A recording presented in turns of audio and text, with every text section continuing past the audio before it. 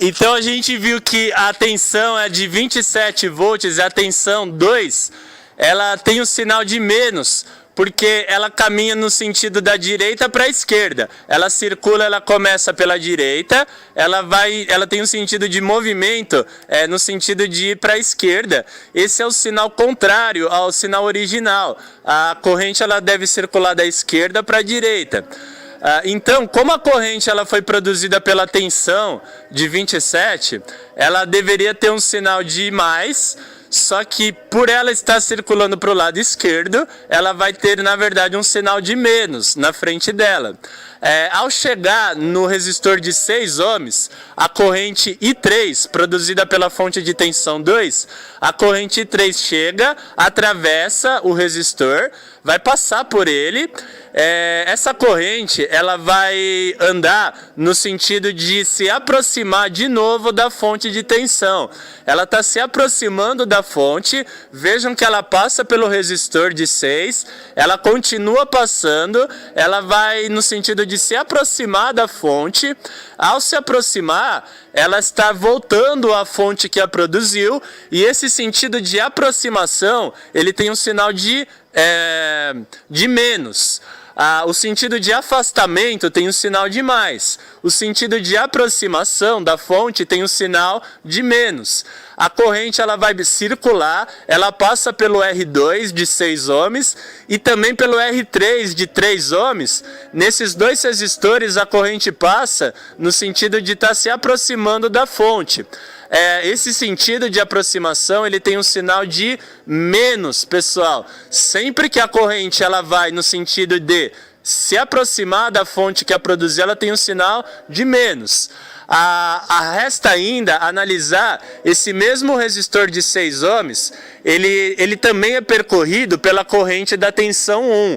Lembram-se da malha 1? Ela produziu uma corrente da esquerda para a direita, normal, por isso o sinal dela é mais, e ela chega na metade da região, ela sobe, e ela passa pelo resistor 2 de 6 ohms. Ao fazer isso, a corrente I1, agora é a corrente I1, ela passa por ele e depois volta a se aproximar da fonte.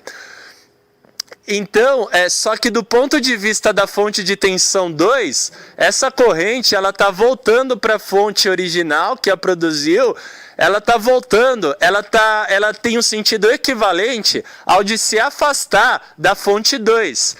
O sentido de se aproximar da fonte 1 é igual ao de se afastar da fonte 2. Então, esses dois sentidos eles têm o mesmo sinal, que para a fonte de tensão 2 é positivo, é um sinal de mais, porque é um sentido de se afastar da fonte de tensão 2. Vejam na figura como é. A equação da malha, aplicada na malha 2, ela vai dar menos 27 volts, menos 27, menos 6 vezes I3, menos 3 vezes I3, porque a corrente, essa corrente 3, ela é produzida pela tensão 2, e ela vai no sentido de se aproximar da fonte de tensão. Então ela tem um sinal de menos. Menos 6 vezes I3, menos 3 vezes I3 de novo. E o mesmo resistor de 6 ohms ali no meio, ele também é percorrido pela corrente I1. A corrente I1 é a corrente da malha 1. Quando ela percorre o resistor, ela volta a se aproximar da fonte de tensão dela. Só que essa fonte é equivalente, o sinal da corrente é como se fosse, igual ao da corrente produzida pela tensão 2. Porque essa corrente ela vai no sentido de se afastar da fonte 2. É equivalente. Ela está no sentido de se aproximar, só que ela está no sentido de se afastar da fonte 2. A fonte 2 ela não produziria uma corrente assim. Ela quer o sentido de se aproximar da fonte 1 é igual ao sentido de se afastar da fonte 2. É igual, é exatamente o mesmo sentido, como vocês podem ver.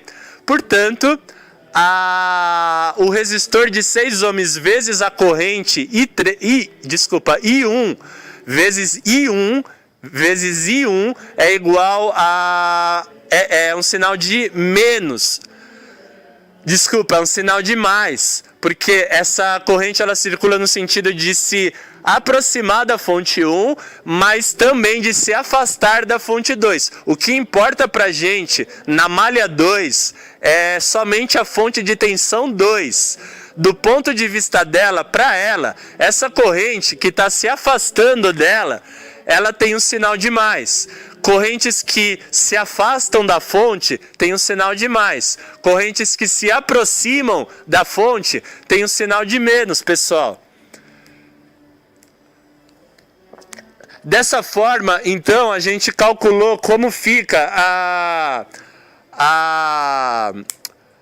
a equação das malhas na região da malha 2. Ela é menos 27, menos 6 vezes I3, menos 3 vezes I3, mais 6 vezes I1.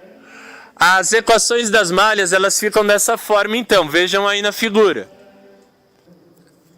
Nesse ponto da resolução, a gente tem duas equações resultantes do uso da lei das malhas para a malha 1 para a malha 2, a fonte de tensão 1, a fonte de tensão 2.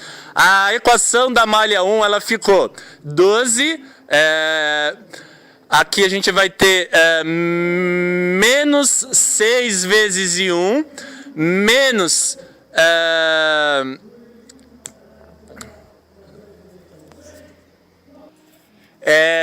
menos 6 vezes I1, menos 2 vezes I1, mais 6 vezes I3.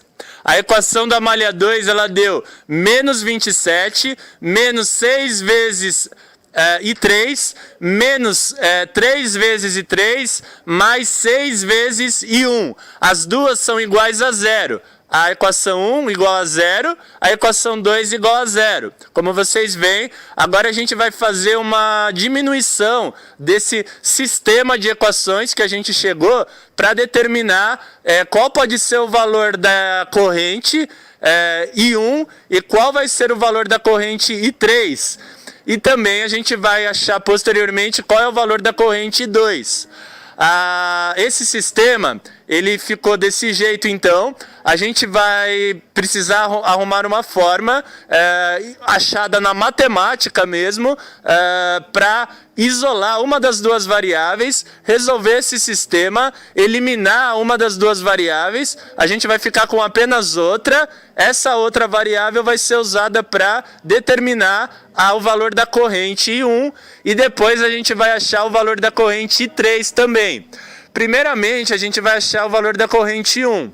Bem, a equação, as equações elas foram dadas, vejam aí pessoal, isolando os termos de I nas duas equações, para a equação I1 eu vou ter menos 6, menos 8, né, I1, mais 6 vezes I3 é igual a menos 12, porque o 12 era mais, ele passou para menos, e na equação 2 eu vou ter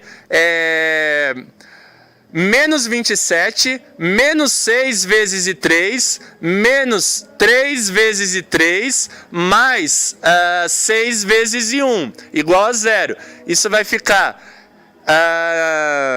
menos 9 vezes I3, mais 6 vezes I1, igual a 27, a mais 27. O 27 estava menos, ele passou como mais. Então as equações vão ficar dessa forma. Vejam aí, eu tenho que arrumar uma forma. Se vocês estudaram a matemática no segundo grau, ao nível de sistemas lineares, vocês vão rapidamente perceber que dá para a gente eliminar uma das duas variáveis por escalonamento, que é um método de eliminar uma variável, depois a gente resolve a equação e depois a gente retorna esse valor achado para determinar o outro. Na verdade é uma eliminação direta mesmo que a gente vai fazer. Vejam que a equação 1, ela ficou menos 8 e 1 mais 6 e 3 igual a menos 12.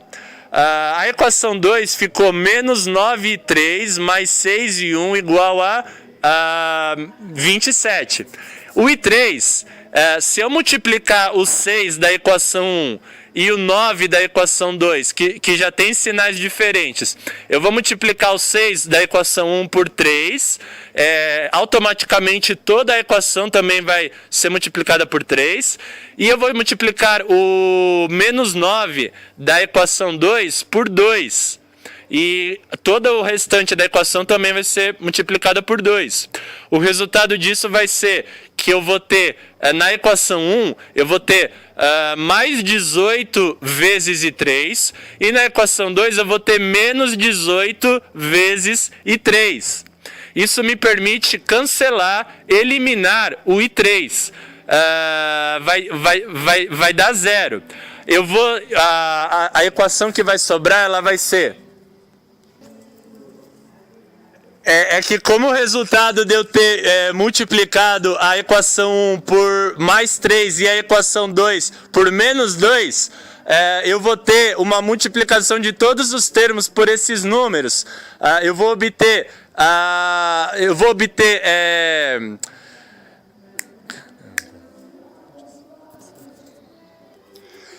24 vezes I1 na equação de cima e menos 12 vezes I1 na equação de baixo. No outro membro, depois do sinal de igual, na equação 1 eu vou ter